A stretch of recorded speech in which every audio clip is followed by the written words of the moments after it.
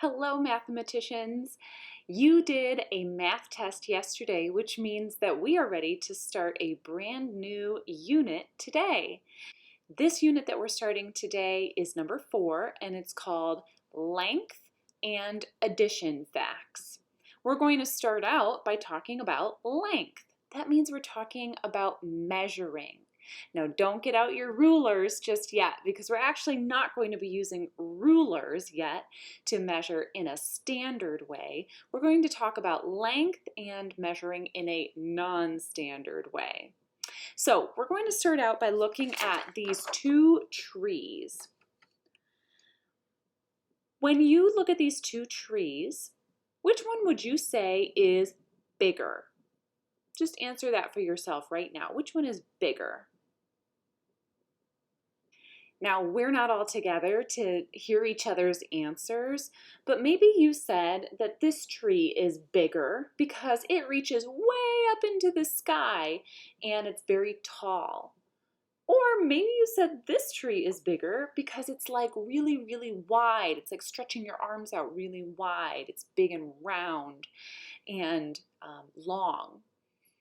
Well, when I asked the question, I wasn't very specific, right? I said, which tree is bigger? I didn't say which tree is taller or longer or wider.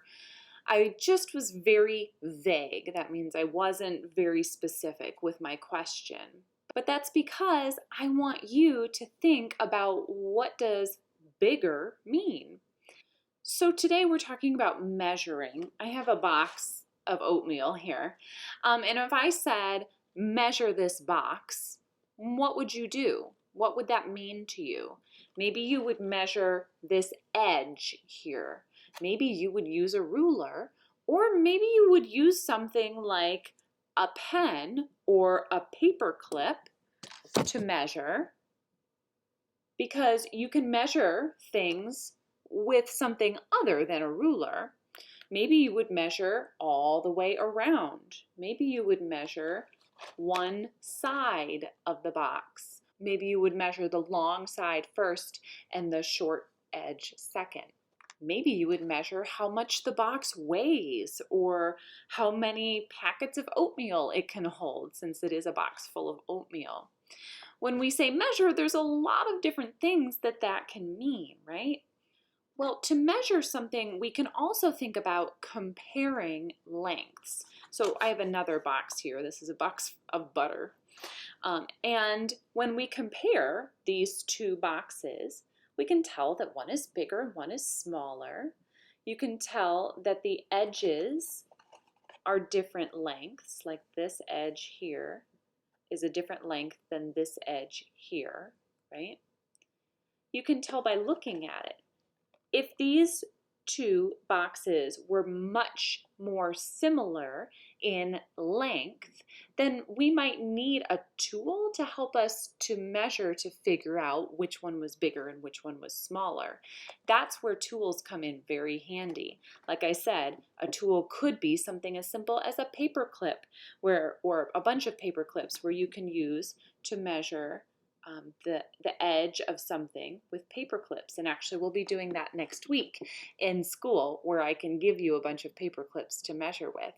Now today in math we're going to do something just a little bit different, and I'm going to ask you to go around your house and find things that are similar that we can compare.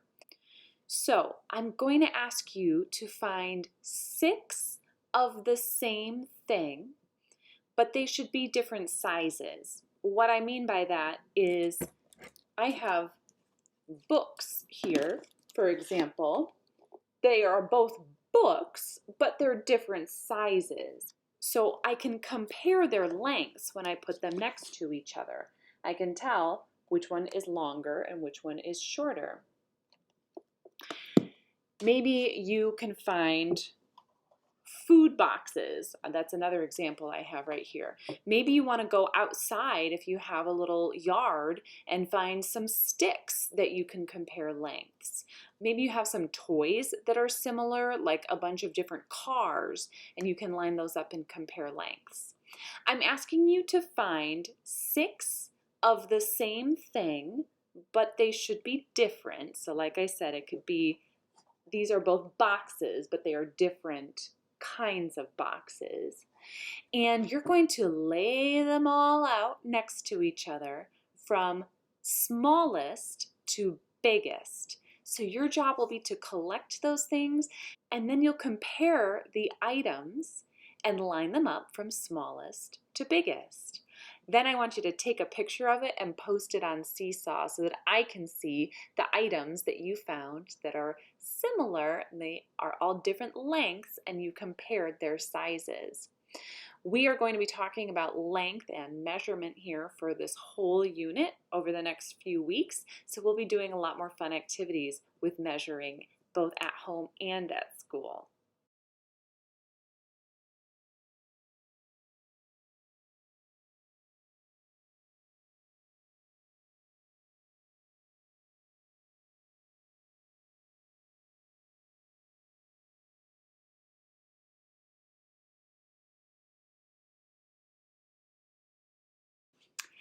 After you go on that little scavenger hunt where you're finding 6 items and taking a picture, will you please do 2 pages in your math journal? We have a page of math boxes, that's page 39, and then also a page about length, which this is what we're doing in our scavenger hunt too, and that's page 40. On this page, we are ordering by length, so just exactly what I'm asking you to do with those items at home, putting them in order from smallest to biggest. All right, enjoy your scavenger hunt. I'll see you on Monday.